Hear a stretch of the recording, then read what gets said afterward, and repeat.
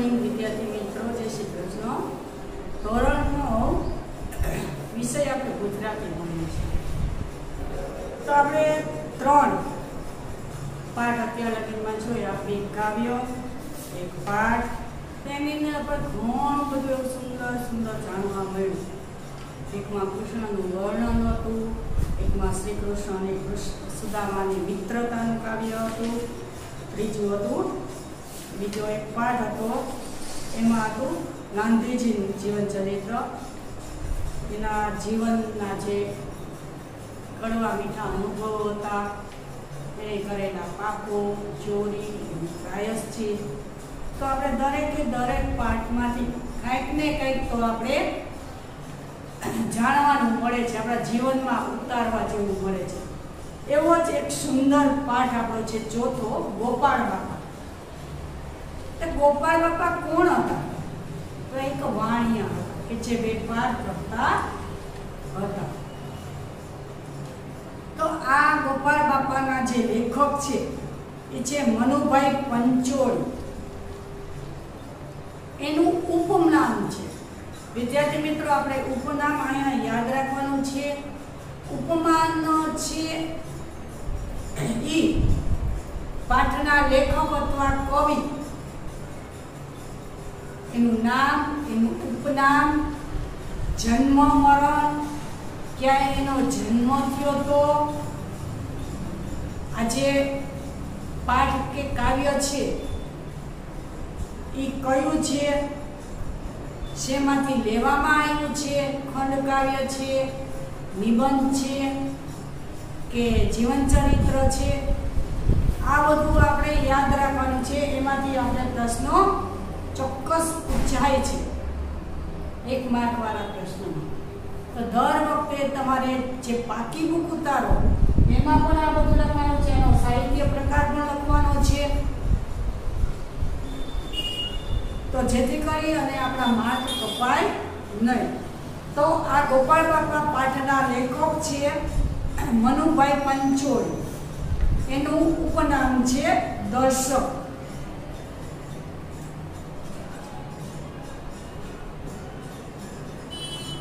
આ પાઠની અંદર જે ગોપાળ બાપા છે એ એક ઉદાર દિલના માણસ છે। એનું જે જીવન ચરિત્ર છે એ આમાં ઉભરે છે, બીજા માટે થઈ અને પોતાના જીવનનું પણ બલિદાન આપવું, પોતાના જે મિત્ર છે એનું મૃત્યુ થઈ જાય છે અને એના જે એક દીકરો છે એની જવાબદારી એ આ ગોપાળ બાપાને આપતા જાય છે।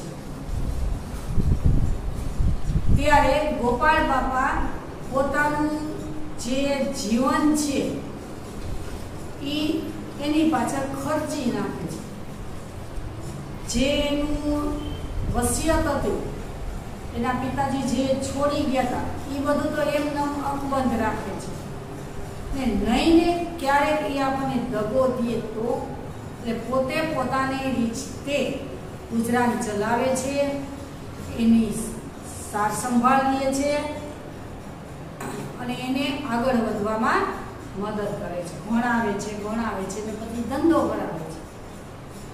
આમ ગોપાળ બાપાનું જીવન ચરિત્ર આમાં ઉભરી આવે છે।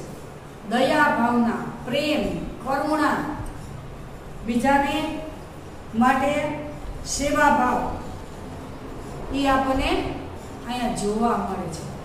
પણ એ એક વાણિયા છે, તો એ કઈ રીતે કે જે વસ્તુ સાવ ખરાબ છે, ખોટી છે, નકામી છે, એવી વસ્તુમાંથી જ એ આગળ આવવાનો પ્રયત્ન કરે। આપણે ઘણી વાર કહે છે ને વેસ્ટમાંથી બેસ્ટ, એવું જીવન ગોપાળ બાપા જીવતા। તે સમયના જે ગાયકવાડ છે, સયાજીરાવ ગાયકવાડ, એનું જીવન ચરિત્ર પણ આમાં જોવા મળે છે। એની પાસે એક વખત ગોપાળ બાપા જમીન માંગવા જાય છે, તો કે પોતાની બાજુની જે પડતર જમીન છે, જ્યાં બાવળિયા અને એવા વધારાના જે ઝાડો ઉગ્યા છે, એ જે પડતર જમીન છે એ માંગવા માટે જાય છે. ત્યારે સયાજીરાવ એને પૂછે છે, પેલા જાય છે તો એને એક મુઠ્ઠી ભરીને બોર આપે છે, મુઠ્ઠી જેવડા. તો કે છે આ બોર ક્યાંથી લાવ્યા એમ. તો કે છે મારી જે બોરડી છે એમાં આવા સુંદર મજાના મુઠ્ઠી જેવડા મીઠા મધુરા બોર ઉગે છે. એટલે આપણે કોકને કંઈક વસ્તુ આપી તો તરત જ એને એમ થાય કે આને કંઈક મારી ગરજ હશે, આને કંઈક મારી પાસેથી જોતું હશે, એટલે તરત જ એને પૂછે છે, શું ભેટ આપવા આવ્યા છો? શું મને ભેટ આપવી છે? બોરનું ફળ છે, શું તમે મને ભેટ આપવા આવ્યા છો? તો કે છે ના ના, હું તો તમારી પાસે કાંઈ માગવા આવ્યો છું, મારે તમારી પાસેથી કંઈક મદદ જોઈ છે.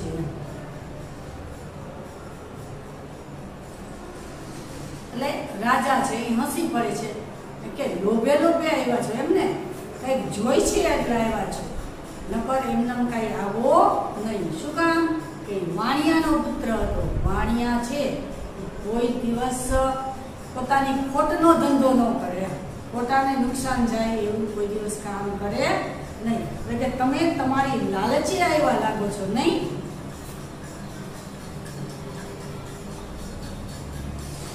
તો શું કહે છે,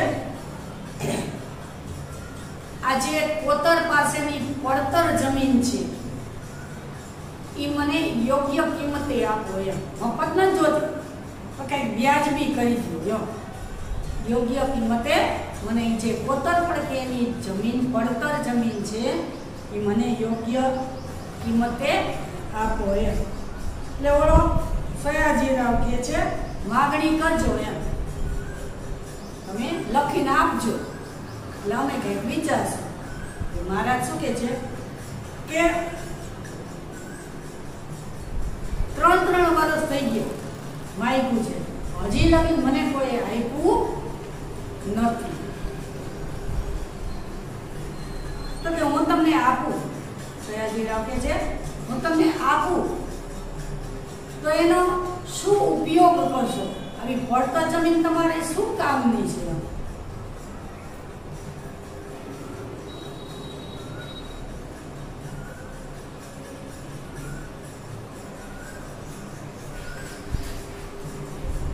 તો કે આપણા અત્યારે જે ગામડાના છોકરા છે એને બોર પણ ખાવા નથી મળતા એમ.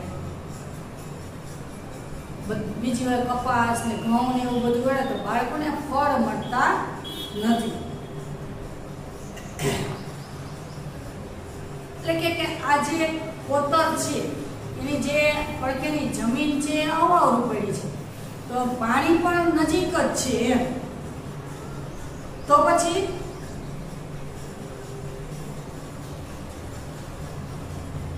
એ જમીનની અંદર હું ખેતી કરીશ અને જુદા જુદા ફળોનું વાવેતર કરીશ કે જેથી કરી અને આપણા ગામના બાળકોને અમર ફળ ખાવા મળે.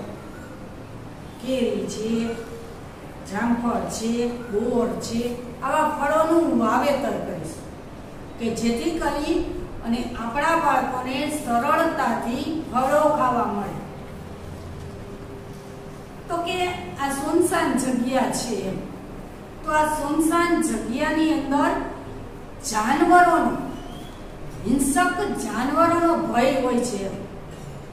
તો કે દીપડા જેવા જે જાનવર છે એ તમને રંજાડશે તો, હેરાન કરશે તો તમે શું કરશો એમ.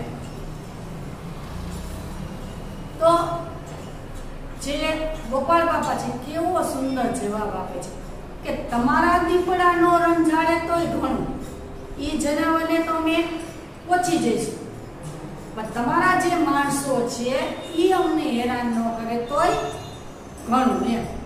બાકી જંગલી હિંસક પ્રાણીઓનો અમને જરાય ભય નથી.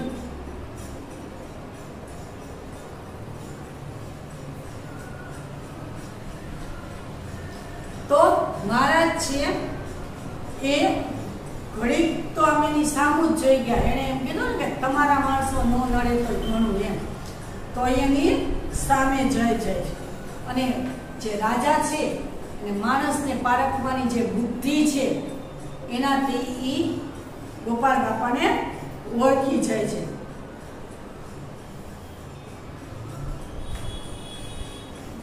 અને કે છે આ ગોપાળ બાપા કેવા હતા? મુઠ્ઠી ઉંચેરા માનવી જેવા હતા. એટલે કે બીજા માણસોથી કંઈક અલગ જ પ્રકારના હતા.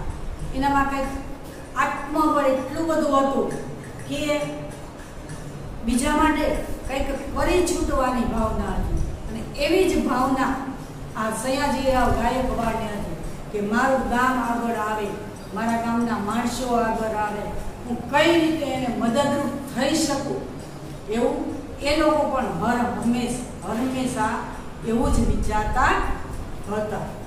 તો એના સામું જોવે છે અને પછી કહે છે કે જાઓ, તમને જમીન આપી દીધી.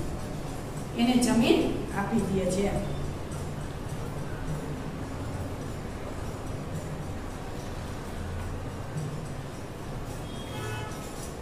તો કે આ જમીન આપી દીધી તો તમે એમાં શું કરશો? એમ તમે લખી દો. તો કે તમારે દેશ માટે, ગામ માટે કંઈ કરવું છે તો બીજી જમીન જોઈ તો પણ હું આપું કે જેની ઉપર તમે ખેતી કરી અને આ લોકોને મદદરૂપ થાવ. એમ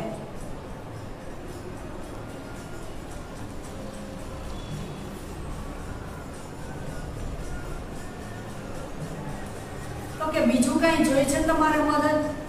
તો શું કે છે કે સામે જો મંદિર છે ને એ જીર્ણ અવસ્થામાં છે, કે બહુ જૂનું થઈ ગયું છે.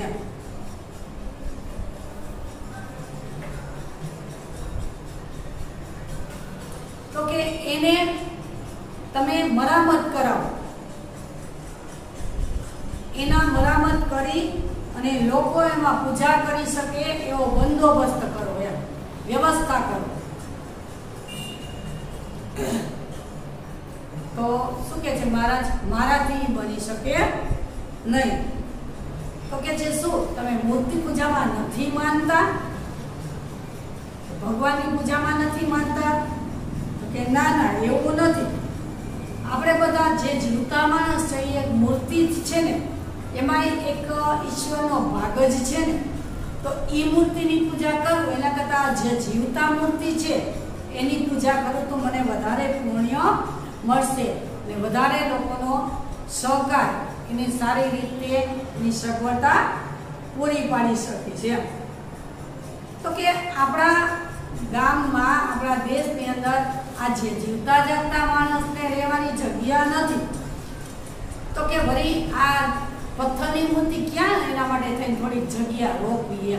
એના કરતાં તો કોઈ માણસને જગ્યા આપો, એમાં રહે અથવા તો એમાં કંઈક ઉદ્યોગો કરે, ખેતીવાડી કરે, તો એના માટે થઈને આપણે એને મદદરૂપ થઈ શકીએ. તો કે એ જગ્યામાં શું કરશું? તો કે ધર્મશાળા બંધાવી છે. ધર્મશાળા એટલે માણસો જ્યાં કાંઈ પણ રહેવાની વ્યવસ્થા ન હોય એવી જગ્યાએ માણસોને રહેવાની, જમવાની બધી જ સુવિધા પૂરી પાડે એને ધર્મશાળા કહેવામાં આવે છે.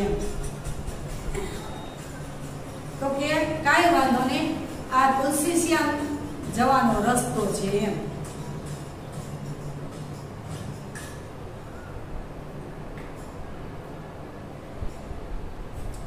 તો કે આ જે જમીન છે એ તમારા નામે કરું છું, ત્યાં તમે ધર્મશાળા બંધાવજો. એમ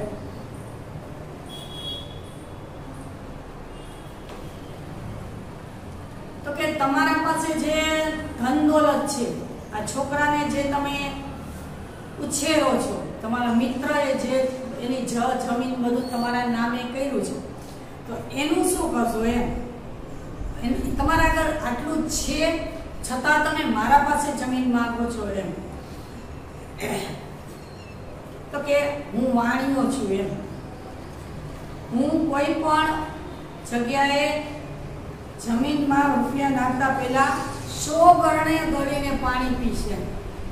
ખૂબ વિચાર કરીશ એના નફાનો, ખોટનો, ઉપયોગી, બિનઉપયોગી, આવા અનેક વિચારો કર્યા પછી હું મારા જે પૈસા છે એવી જગ્યાએ રોકીશ કે જેથી કરીને કોઈ દિવસ ખોટ ખાવી પડે નહીં. આ જમીન છે એ તો પારકું ધન છે એમ. આ જે મારા મિત્રની જમીન છે એ તો પારકું ધન છે, એના પર મારો કોઈ અધિકાર નથી.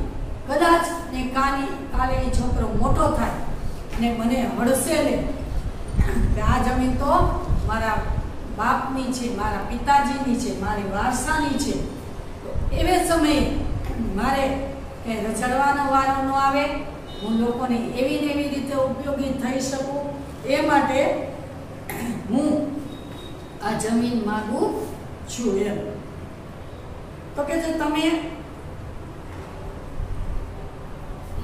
અહીં આવો તો તમારે શેનો વેપાર થશે એમ, કેટલો વેપાર થશે એમ.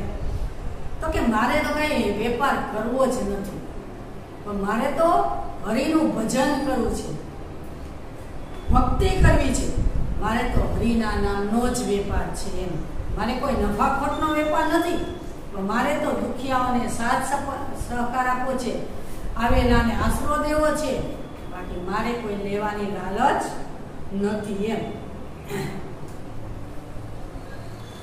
મને એક વખત એક મહારાજ મળેલા, મને એક ગુરુ મળેલા એમ. તો કે ગુરુએ જે મને કામ સોંપ્યું છે એની પાસેથી હું જે કંઈ શીખો છું એ આગળ વધારવાનું છે. ગુરુજીનું જે અધૂરું કામ છે એ મારે પૂર્ણ કરવાનું છે. તો કે જે તમારા ગુરુજી કોણ છે? તો કે માંડણ ભગત.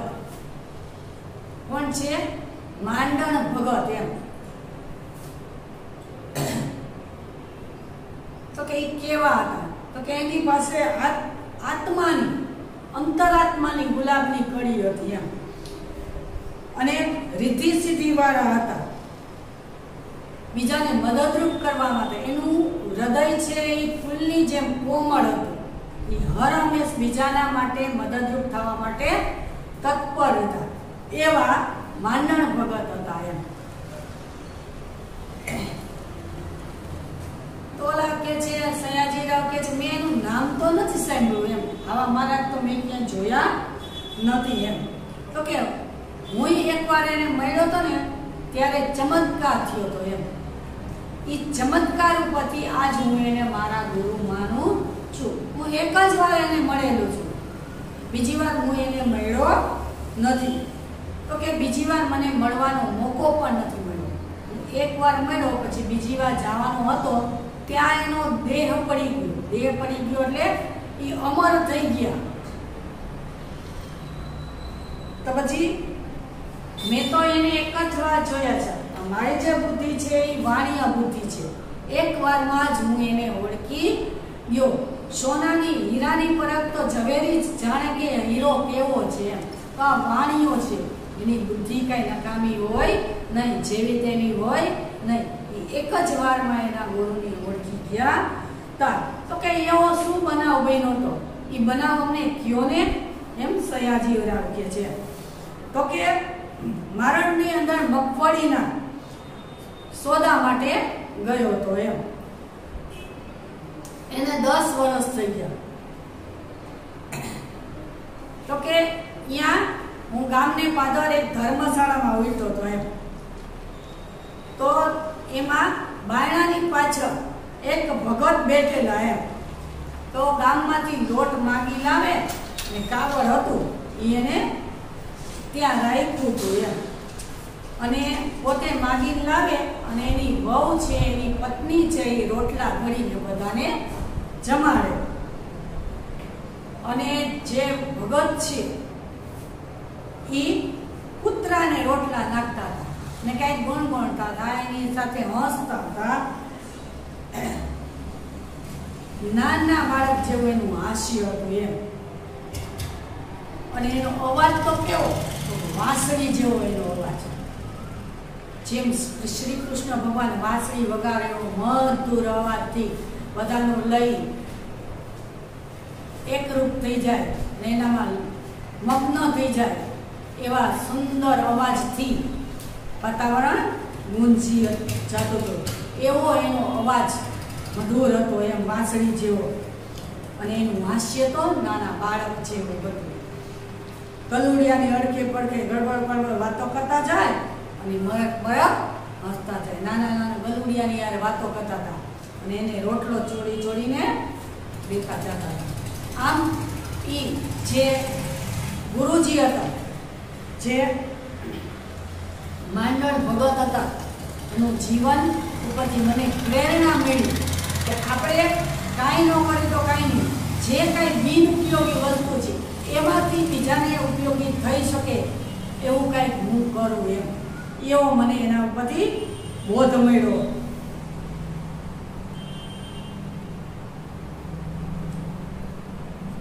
શેઠ કહે શેનો વેપાર કરો છો એમ, તો કે મેં પરચુરણ. જ્યારે ગોપાળ બાપા એની પાસે ગયા હતા માંડણ ભગત પાસે, ત્યારે એની પાસે બેઠા તો કે શેનો વેપાર કરો છો, તો કે પરચુરણ. પરચુરણ એટલે છૂટો છવાય નાના મોટો વેપારી છે, કોઈ પણ વસ્તુ ખરીદું પછી વેચું, આવો નાનો એવો પરચુરણનો વેપારી છું એમ. એટલે ગુરુજી શું કહે છે, જથ્થાબંધ મૂકીને આવા પરચુરણમાં સિદ્ધ પડ્યા છો એમ. જથ્થાબંધનો વેપાર મૂકી અને તમે એવી નાની નાની વસ્તુનો વેપાર કેમ કરો? એટલે જથ્થાબંધનો વેપાર એટલે કયો કે હરિનામનો વેપાર, ભગવાનને ભજવાનો વેપાર છે, બીજાને મદદરૂપ થવાનો વેપાર છે, એવો મૂકી અને આ જે માયાજાળ છે, કંઈક ને કંઈક કરવાનું, એમાંથી મને કંઈક મળશે એવી લાલચવાળો વેપાર કરવાની ક્યાં જરૂર છે? હરિનામનો જથ્થાબંધ વેપાર છે, તો આવા વેપારમાં આપણું કાંઈ વળે નહીં એમ. મેં કહ્યું બાપુ મૂળી જવું, એટલે કે એને એમ કીધું જથ્થાબંધ તો વેપાર કરવો છે ને, ત્યારે છે ગોપાળ બાપા સમજી શક્યા નહીં. તો કે જથ્થાબંધ વેપાર કરવા માટે થઈને પૈસા તો જોઈને, નાણું તો જોઈને એમ, તો એની ઓળખાણ કરાવે છે કે કઈ જથ્થાબંધ મૂડી છે, તો કે તમારા માયા જ પડી છે, તમારો અંતરાત્મા છે એ જ આપણી મૂડી છે એમ. અને એની સામે એક હશે જોઈ રહ્યા, એનું જે આંખનું તેજ છે એ ગોપાળ બાપાના હૃદયમાં ઉતરી જાય છે અને એને સાક્ષાત્કાર થાય છે અને એને પણ એવું જ્ઞાન થઈ જાય છે કે આ બધું તો માયા મૂડી તો તુચ્છ છે, મારે તો ખરેખર ભગવાનના નામનું ભજન કરી ભગવાનના નામનો જે વેપાર છે એ કરવાની જરૂર છે. ત્યારથી જ પોતે એક નિશ્ચય કરી બેઠે છે કે મારે પણ હરિભજન કરવું છે, હરિના નામનો વેપાર મારે પણ કરવો છે. ત્યારે શું થાય છે કે એ જ્યારે ભગત છે, એના જે ગુરુજી છે એ માંડણ ભગત જ્યારે ગલુડિયાને જે રોટલો ચોરી ચોરીને ખવડાવતા હતા ત્યારે એના પગ ઉપર એક ગીંગોળો, એક જીવડું ચોટી જાય છે અને એને ખરડવા માંડે છે, કડવા લાગે છે. ત્યારે આ ગોપાળ બાપાનું ધ્યાન જાય છે. તે ગોપાળ બાપા કહે છે તમારે ગીંગોળો ચડ્યો છે, જીવડું ચડ્યું છે, તમને કરડશે. તો માંડણ ભગત કહે છે ભલે ને કરડે, એને બીજે ક્યાંય લોહી શોધવા ન જાવું ને, ભલે ને મારું લોહી પી લેતો. આમ એનું જે ઉદાર હૃદય છે એ ગોપાળ બાપામાં વસી જાય છે. ત્યારથી જ ગોપાળ બાપા એમ કહે છે કે આજથી મારું પણ જીવન છે એ પ્રભુ હૃદયમાં, પ્રભુની ભક્તિમાં લાગી જશે અને લોકોને મદદરૂપ થવામાં હું મારું જીવન વિતાવી દઈશ. આમ શ્રીમંતતા એની જોવા મળે છે કે આવો માણસ તો બીજે ક્યાંય જોવા મળે નહીં.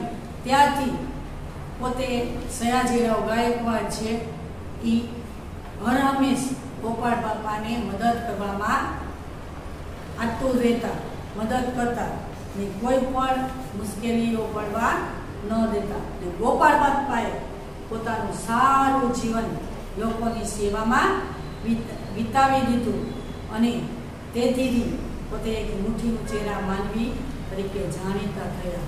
પરોપકાર માટેની જે એની વૃત્તિ હતી, એની સમજ હતી કે મારે તો બીજા માટે કંઈક કરવું છે, મારા માટે કાંઈ નથી કરવું.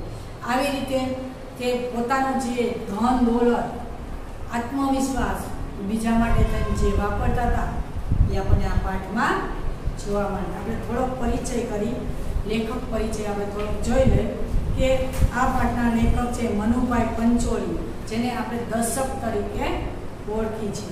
તેનો જન્મ છે 2/11/1914 અને એનું મૃત્યુ છે 29/8/2001. મનુભાઈ રાજારામ પંચોળી દર્શક, તેમનો જન્મ રાજકોટ જિલ્લાના વાંકાનેર તાલુકાના 85 ગામે થયો હતો. આપણે તો વાંકાનેર તો ઓળખી જ છીએ. વાંકાનેરની બાજુમાં 85 ગામ છે, એમાં આ ગોપાળ બાપા મનુભાઈ પંચોળીનો જન્મ થયો હતો. સ્વાતંત્ર્ય સૈનિક હતા. સ્વાતંત્ર્ય સૈનિક એટલે દેશ માટે તેને પોતે કંઈ કરતા હતા. જેલ નિવાસ દરમિયાન ખૂબ વાંચન કર્યું, એ માટે એને જેલની સજા પણ થઈ ગઈ. પણ જેલમાં બેઠા બેઠા પણ એને ખૂબ વાંચન કર્યું હતું.